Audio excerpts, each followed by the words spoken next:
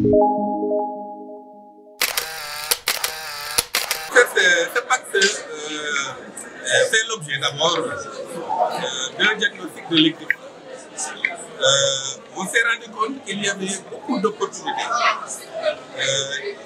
qui font face à une forte demande, à un besoin extrêmement important des populations vulnérables, mais également des populations qui sont dans des initiatives individuelles entrepreneuriales. Compte tenu de cette situation, on s'est dit, mais qu'est-ce qu'il faudrait faire pour pouvoir concilier cette contrainte et ce besoin?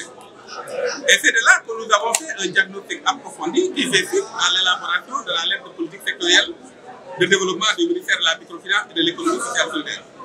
Et on s'est rendu compte qu'il y a énormément d'opportunités, mais également qu'il y a une stratégie qui peut nous permettre à rassurer d'une part les institutions de microfinance, parce qu'ils sont dans leur logique de banque, en quelque sorte, entre guillemets, c'est vrai que ce n'est pas les banques comme les banques classiques, mais dans cette logique de rentabilité financière et économique qu'il faudrait assurer d'une part, mais également que toutes les populations puissent accéder à des financements à des taux préférentiels, afin, parce qu'il s'agit des populations vulnérables, afin qu'elles puissent véritablement s'en sortir.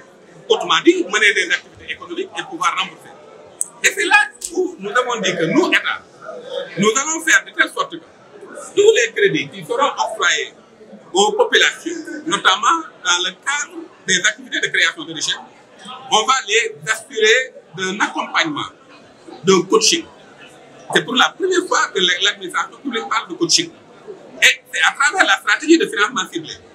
Et cette stratégie de financement ciblé a un carré méthodologique qui consiste à identifier et à cibler la nature du financement. Ensuite, on assure le financement, on accompagne dans la production et on assure le recouvrement. Et tout ça, c'est l'État qui va le faire avec les populations et les différentes parties prenantes.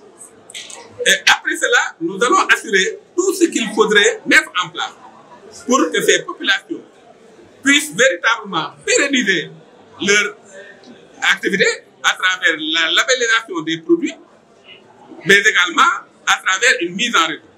Donc, dans cette stratégie, nous allons pouvoir réaliser à la fois la productivité nécessaire, mais également la capacité de remboursement.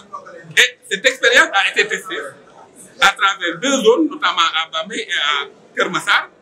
À Bamé, je dis bien, ici à la télévision, que c'est pour la première fois qu'on a fait des financements et que les populations ont remboursé à 100% et que ces mêmes populations continuent de mener leur activité. Une première dans l'histoire du Sénégal.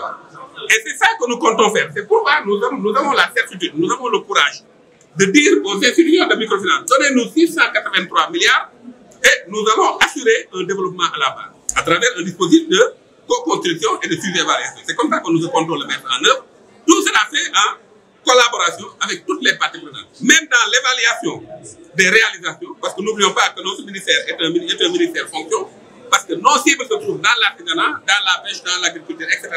Et ces suivi-évaluations vont être faites en co-construction avec ces différents sectoriels.